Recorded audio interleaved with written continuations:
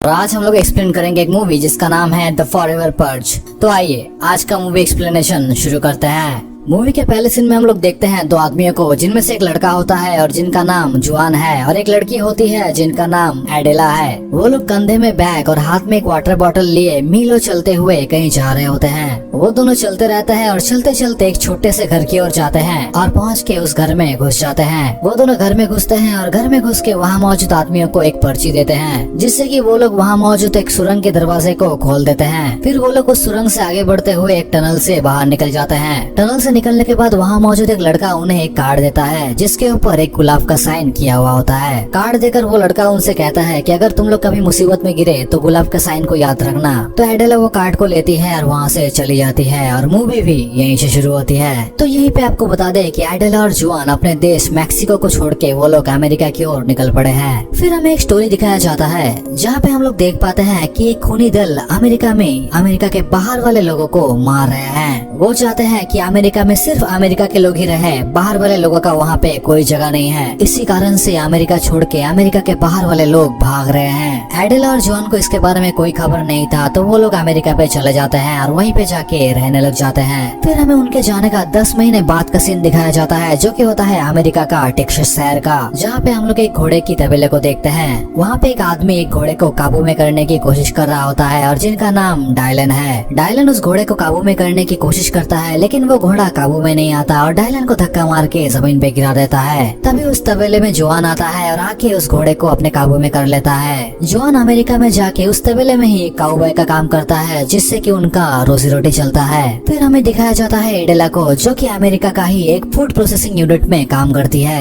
फिर हम एक और आदमी को देखते हैं जो कि एडेला के साथ ही काम करता है और जिनका नाम डोरियस है। फिर हमें एडेला और जुआन का घर को दिखाया जाता है, जहाँ पे वो लोग अभी रह रहे होते हैं। मूवी के नेक्स्ट सीन में हम लोग डायलन को देखते हैं, जो कि खाना पका रहा होता है। तभी वहाँ पे उनकी वाइफ भी आती है, जिनका नाम कैसिडी है और वो प्रेग्नेंट है। रात को डायलन, कैसिडी और उनके रिलेटिव्स एक साथ बैठ के डिनर कर रहे होते हैं। तभी वहाँ मौजूद एक लड़की जिनका नाम एमिली है, वो कहती है कि अन्ना बहुत अच्छा मैक्सिकन खाना बनाती है। अन्ना यानी कि एमिली की बच्चों की नैनी, जो कि उनकी बच्चों को संभालती है। डायलन और कैसिडी का भी बच्चा होने वाला है। तो एमिली कहती है कि अन्ना का और एक बहन है और वो भी नैनी का काम करती है, जो कि आपके बच्चे को अच्छी तरीके से संभाल पाएगी। तभी डायलन कहता है कि नहीं, हमें उनकी कोई जरूरत नहीं है, जिससे कि हमें पता चलता है कि डायलन मैक्सिकन्स को पसंद नहीं करते। नेक्स्ट सीन में हम लोग देखते हैं एडेला को, जो कि कॉफी पीते पीते बाहर आके एक जगह पे खड़ा होती है और कान में ईयरफोन लगा के किसी से बात करती है। तभी एडेला नोटिस करती है कि उसके ऑपोजिट वाले गन शॉप में लिखा होता है कि जिस दिन रात को हमला होने वाला है उस दिन 40% तक हर एक गन्स के ऊपर छुटकारा मिलेगा।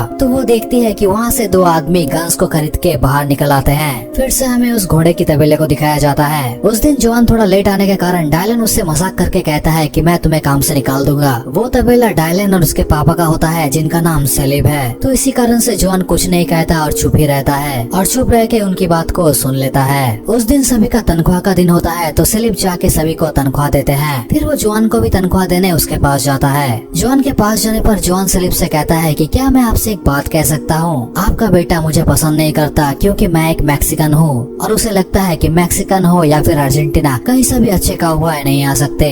तो सलीब कहता है कि नहीं, तुम एक अच्छे काउबॉय हो और डायलन को भी इस बात पे गर्व है। ये कहकर वो जुआन को तनख्वाह देकर वहाँ से चले जाते हैं। तभी उनके पास एक आदमी आता है जिनका नाम किर्क है। वो जुआन के पास आता है और छुपे हुए गुस्से से कहता है कि ये हमें इंसान ही नहीं मानते, ये हमें गुलाम की तरह इस्तेमाल करते हैं। इसी के साथ साथ वो अपने तनख्वाह का पैसा को दिखा के कहता है कि मैं इनको खर्च करने का सही जगह जानता हूँ। ये कह के वो वहाँ से निकल पड़ता है। फिर हमें एक अनाउंसमेंट सुनाया जाता है, जहाँ पे वो लोग कहते हैं कि सिर्फ 1 घंटे में ही खूनी दल का हमला शुरू होने वाला है, यानी कि वही अमेरिकन का हमला जो लोग नहीं चाहते कि यहाँ पे अदर्स कंट्री के लोग रहें। इसीलिए कोई 12 घंटे के लिए अपने घर से ना निकले और घर में ही रहे। तो सभी अपने अपने घर के, शॉप के, सब जगह के दरवाजे बंद कर देते हैं। उसी टाइम पे एडेला और जुआन एक बस में चढ़ते हैं और उस बस में चढ़ के अपने दोस्तों के साथ रहने के लिए चले जाते हैं। फिर हम डायलन को भी देखते हैं, जो अपने साथ एक गन को रख के अपने घर के दरवाजे को बंद कर देते हैं और दरवाजे के ऊपर शटर गिरा देते हैं। ताकि कोई भी आदमी उन पर हमला न कर पाए। फिर से हमें एडेला और जॉन को दिखाया जाता है जो कि बस में सवार होकर अपने दोस्त के साथ रहने के लिए जा रहे होते हैं। जाते जाते वो लोग देखते हैं कि रास्ते में सभी आदमी हमले के लिए तैयार हो रहे होते हैं। फिर उनका दोस्त टीटी उन्हें एक कंपाउंड में लेकर जाता है जहाँ पे वो लोग अगले 12 घंटे के लिए रहने वाले हैं। उन्हीं के साथ साथ वहाँ पे और भी आदमी होते हैं जो लोग अगले 12 घंटे के लिए उन्हीं के साथ रहने वाले हैं। फिर हम डायलन को देखते हैं जो कि अपने घर में न्यूज देख रहा होता है कि तभी उनका नेटवर्क चला जाता है। सेफ कंपाउंड से एडेला, जॉन और बाकी सब भी न्यूज को देख रहे होते हैं कि तभी उनका भी नेटवर्क चला जाता है, जिससे कि हमें पता चलता है कि हमला शुरू होने वाला है। फिर पूरे शहर में सायरन बजने लगता है और हमला शुरू हो जाता है। डायलन की फैमिली घर में शटर गिरा के बेफिक्र मजे कर रहे होते हैं, लेकिन फिर भी डायलन बेचैन रहता है और वो अपने मोबाइल से हर एक सिक्योरिटी कैमरा का फुटेज चेक करते रहता है।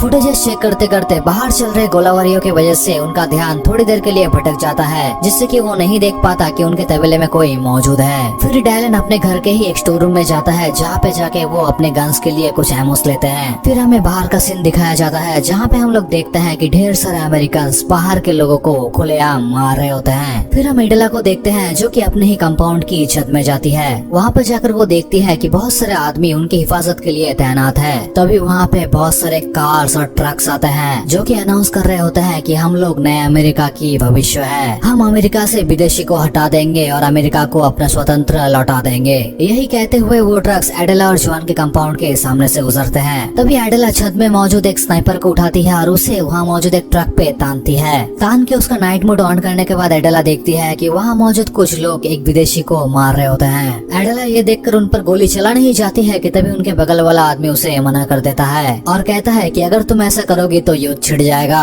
ये सब होने के बाद रात को सभी सो जाते हैं। फिर सुबह सायरन बजने पर सभी नींद से उठते हैं। नींद से उठने पर एडेला और जॉन देखते हैं कि वहाँ पे सब लोग सेफ है, तो वो लोग बहुत खुश हो जाते हैं। फिर हम लोग डायलन को भी देखते हैं जो कि अपने घर का शटर को उठा के घर से बाहर आते हैं। फिर हम जॉन को देखते हैं जो कि टीटे के साथ घर से घूमने बाहर निकले हैं, क्योंकि पर्ज नाइट के बाद उन्हें काम से एक दिन छुट्टी मिलता है, यानी कि खून खराबे की रात के बाद उन्हें एक दिन छुट्टी मिलता है। वो लोग चलते चलते रास्ते का बगल में देखते हैं कि वहाँ पे ढेर सारे लाश गिरे हुए हैं जिन्हें कुत्ते खा रहे होते हैं। एडेला भी काम पे निकलती है और काम पे जाते वक्त वो रास्ते में देखती है कि सारे शटर्स के ऊपर खून लगे हुए हैं जिन्हें की शॉप ओनर्स साफ कर रहे होते हैं। फिर हम देखते हैं डायलन को जो कि अपने घोड़े की तबेले में जाता है। वहाँ पहुंचकर वो वहाँ का सारा गेट्स खोल देते हैं। डायलन सारे गेट्स को खोलने के बाद वो तबेले का फुटेज देखने जाता है। तभी वो देखता है कि उसके मोबाइल से नेटवर्क चला गया है, तो डायलन रीजन चेक करने के लिए तबेले के पास जाता है। वहाँ पर जाते ही बहुत सारे मास्क पहना हुआ आदमी उसे घेर लेता है और उसे पकड़ लेता है। दूसरी तरफ हम देखते हैं एडेला को जो कि अपने काम में गई है, लेकिन वो काम पे जाकर देखती है कि वहाँ पे बहुत कम आदमी काम पे आए हुए हैं। तो एडेला अपने यूनिट से बाहर निकल के आती है।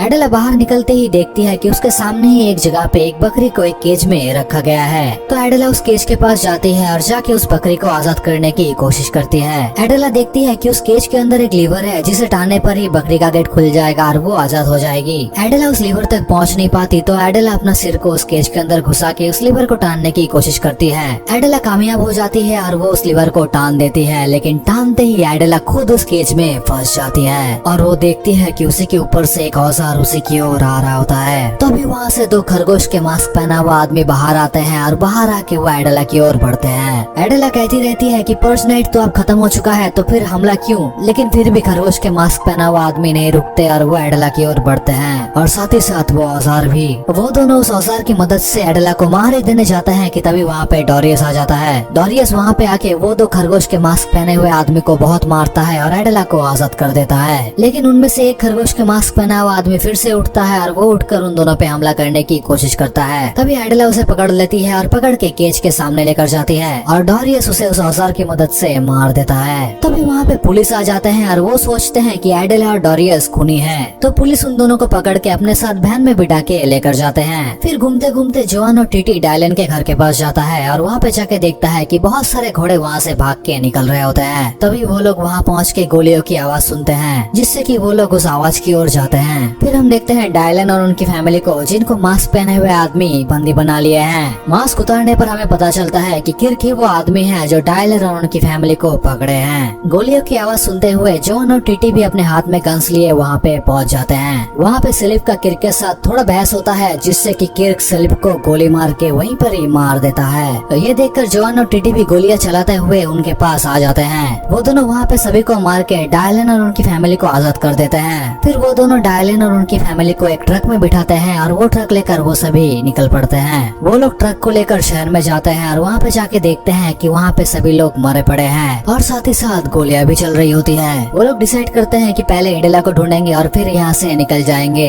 फिर हम देखते हैं एडेला और डोरियस को जो कि पुलिस वैन में बैठे होते हैं और उनके साथ दो सनकी भी बैठे होते हैं। जॉन एडेला को कॉल करता है और कॉल करके पूछता है कि तुम कहाँ पे हो, तो एडेला कहती है कि मैं एक पुलिस वैन में हूँ। तो जॉन और सभी लोग ट्रक को लेकर एडेला को ढूंढने निकल पड़ते हैं। फिर वो सभी एक जगह पे जाते हैं और जाके अपने ट्रक को रोकते हैं। फिर ट्रक से जॉन, टीटी और एक लड़की जिसका नाम हार्पर है वो निकलते हैं और निकल के एडेला को ढूंढने निकल पड़ते हैं। तभी डायलन देखता है कि एक मास्क पहना हुआ आदमी उनके पीछे जा रहा है। तो डायलन भी अपने कार से एक गन को हाथ में लिए निकल पड़ता है। डायलन उस आदमी को ढूंढता है और उसे वहीं पर ही मार देता है। डायलन उसे देखने के लिए उसके सामने जाता है और जाते ही उसके पीछे से और एक आदमी उस पर हमला कर देता है, लेकिन डायलन उससे भी बच जाता है और बच के उसी के कुल्हाड़ी से उसे मार देता है। फिर हम देखते हैं उस पुलिस वैन को जो कि एक रॉकेट लॉन्चर लगने पर पलट जाता है और वहाँ मौजूद सभी लोग घायल हो जाते हैं। इसी दौरान वो सन की लड़की मर जाती है और जो लड़का था वो एडेला पर हमला करने के कारण डोरियस उसे मार देता है। तभी वहाँ पे जॉन आता है और पुलिस वैन के बैक गेट को खोल के वहाँ से एडेला और डोरियस को आजाद कर देता है। तभी उसी जगह पे डायलन अपना ट्रक को चलाते हुए आता है और सभी लोग उस ट्रक में बैठकर निकल पड़ते हैं। वो लोग ट्रक में बैठ के चलते रहते हैं और चलते चलते जाके एक स्टोर में रुकते हैं। वहाँ पे जाके वो लोग देखते हैं कि शॉप ओनर और वहाँ के वर्कर्स मरे पड़े हैं। तो वो लोग वहाँ से जो जो सामान जरूरत है वो सब उठा लेते हैं। फिर हम डायलन को भी देखते हैं जो कि अपने पापा को तस्वीर देखकर याद कर रहा होता है। उसी टाइम पे एडेला और कैसिडी एक रूम में खड़ा होकर बातें कर रहे थे कि तभी उसे एक स्टोर के टीवी से पता चलता है कि देश भर में मार्शल लॉ जारी की गई है, यानी कि अमेरिका के हर शहर में सेना भेजी जा रही है जो कि इस मारकाट को रोकेंगे।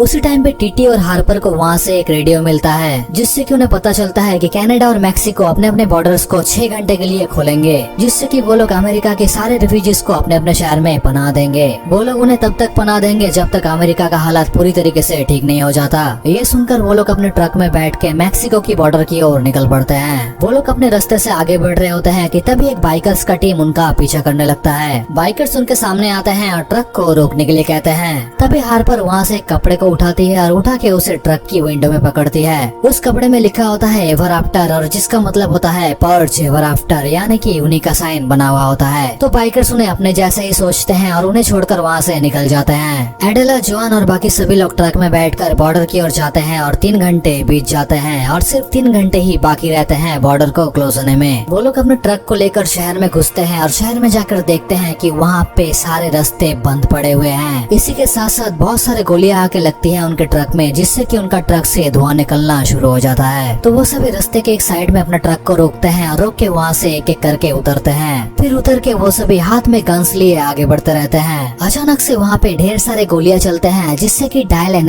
एडेला और कैसिडी को एक रूम में घुसा देता है। तभी जॉन के पास एक टैंक आता है और अपना तोप को चला देता है, जिससे कि वो लोग जमीन पे गिर जाते हैं। फिर लड़खड़ाते हुए उठ के वो लोग एडेला और कैसिडी के पास जाते हैं और जाके देखते हैं कि उस रूम का दरवाजा लॉक हो चुका है। तो एडेला हाथ में गन लिए कैसिडी को लेकर उसी रूम में आगे बढ़ती है। आगे बढ़ने पर उन्हें पता चलता है कि वो एक थिएटर है। फिर वो दोनों चलते चलते एक मेकअप रूम में जाके घुसते हैं और वहाँ पे जाके देखते हैं कि वहाँ पे बहुत सारे आदमी मरे पड़े हैं। तभी वहाँ मौजूद कुछ आदमी उन पर हमला कर देते हैं। तो एडेला उनसे लड़ती है और लड़के उन्हें गोली मार के वहीं पर ही मार देती है। फिर एडेला और कैसिडी को और जॉन की टीम को भी दीवार पे रोज का साइन दिखते हैं। मूवी के स्टार्टिंग में हम लोग देखे थे कि एडेला और जॉन को एक लड़का कार्ड देकर कहता है कि अगर तुम लोग कभी मुसीबत में पड़े तो रोज का साइन तुम्हारी मदद करेगा। तो उसी कारण से वो सभी उन रोज के साइन को फॉलो करते हुए आगे बढ़ते हैं। जॉन की टीम आगे बढ़ते रहते हैं कि तभी उन्हें एक खूनी दल घेर लेते हैं। खूनी दल में से एक आदमी जिनका नाम स्टैन है, वो उन सभी को गन्स को नीचे रखने के लिए कहता है। तो वो सभी गन्स को नीचे रख देते हैं। फिर उन सभी में अमेरिका को लेकर बहस होता है, जिससे कि वहाँ मौजूद एक लड़की टीटी को गोली मार के मार देती है। तभी वहाँ पे मिलिट्रीज के आदमी आ जाते हैं, जिनका स्टैन के आदमियों के साथ लड़ाई होता है। लड़ाई में स्टैन के कुछ आदमी और मिलिट्रीज के कुछ आदमी मारे जाते हैं। उसी दौरान वो लड़की जिसने टीटी को मारी है, उससे जॉन गन को लेता है और उसे उसी गन से मार देता है। फिर सभी वहाँ से निकल जाते हैं। सभी चले जाने के बाद स्टैन उस लड़की के पास आता है और आके बहुत गुस्सा हो जाता है। फिर हम एडेला और कैसिडी को देखते हैं, जो कि आगे बढ़ते बढ़ते एक रेस्टोरेंट में घुसते हैं। आगे बढ़ते बढ़ते वो लोग वहाँ पे एक गुलाब के साइन को देखते हैं, जिससे कि वो लोग उसी ओर चले जाते हैं। आगे बढ़ते ही उनके पास 2 आदमी आते हैं और उन्हें सेफ हाउस में लेकर जाते हैं। वहाँ पहुँच के एडेला जॉन को ढूंढती है, लेकिन वहाँ पे जॉन नहीं मिलती। लेकिन तभी उसके पीछे से जॉन आता है और एडेला खुश हो जाती है फिर कैसिडी के पास डायलन भी आ जाता है, जिससे कि सभी लोग बहुत खुश होते हैं। एडेला टीटी के बारे में भी पूछती है, लेकिन जोआन कहता है कि वो नहीं रहा। तभी वो लोग वहाँ पे एक न्यूज चैनल में देखते हैं कि एक अमेरिकी बेस के ऊपर हमला हुआ है, जिससे कि ऊपर से ऑर्डर आता है कि सारे बेस को खाली कर दिया जाए, क्योंकि सभी गैंग वाले वहाँ पे विदेशी को ढूंढ रहे हैं और उन्हें मार दे रहे हैं। तो आप सभी सारे बेस को खाली कर दें। ये सुनने के बाद सभी से बेस से बाहर निकल आते हैं। बाहर निकलते ही वो लोग देखते हैं कि अमेरिकन वहाँ पे बड़े बड़े ट्रक में घूम रहे होते हैं और जोर जोर से नारा लगाते हैं कि ये देश अमेरिका की सच्चे देशभक्तों का है। तभी वहाँ पे एक आदमी उन्हीं के लिए एक ट्रक को लेकर आता है, जिनका नाम सेवियर है। वो टेक्सास की कबीले का सरदार है, यानी कि ट्राइबल लीडर है। वो वहाँ पे आता है और आके उन्हें ट्रक में बिठा देता है। फिर हम देखते हैं स्टैन को, जिसे खबर मिलता है कि वो लोग बॉर्डर की ओर जा रहे होते हैं। तो स्टैन भी उनका पीछा करने के लिए निकल पड़ता है। फिर हम देखते हैं सेवियर की ट्रक को, जो कि सभी को लिए बॉर्डर की ओर जा रहा होता है। जाते वक्त सेवियर जोआन से कहता है कि उनका कबीला 500 सालों से अमेरिका और मैक्सिकन बॉर्डर में रह रहे हैं और वो लोग ऐसे बहुत जनों को बॉर्डर पार करवाया है। वो सभी आगे बढ़ते रहते हैं कि तभी वो लोग देखते हैं कि स्टैन और खूनी दल उनका पीछा कर रहे हैं। सेवियर का ट्रक जाके पहुंचता है पहाड़ के सामने और वहां पहुंच के हार पर सभी को लेकर पहाड़ के ऊपर जाने के लिए निकल पड़ती है। दूसरी तरफ जोआन, डायलन, सेवियर और बाकी सभी लोग हाथ में गन्स लेते हैं और वहाँ पे तैनात हो जाते हैं। फिर उनके सामने स्टैन और खूनी दल भी पहुंच जाते हैं। वहाँ पहुंच के दोनों दलों के बीच घमासान लड़ाई होता है, जिसमें बहुत जन मारे भी जाते हैं। लड़ते लड़ते सेवियर और उनके टीम का एमो खत्म हो जाता है, जिससे कि वो लोग ट्रक के पीछे से दौड़ के भाग जाते हैं और एक घर में जाके छुप जाते हैं। सेवियर और जैक्विन घर के अंदर घुस के देखता है कि वहाँ पे कुछ मास्क और चद्दर पड़े हुए हैं। तो वो दोनों उन मास्क को पहनकर उन चद्दर के अंदर छुप जाते हैं। तभी खूनी दल में से कुछ आदमी उस कमरे में आते हैं, लेकिन वहाँ पे आके वो लोग किसी को देख नहीं पाते।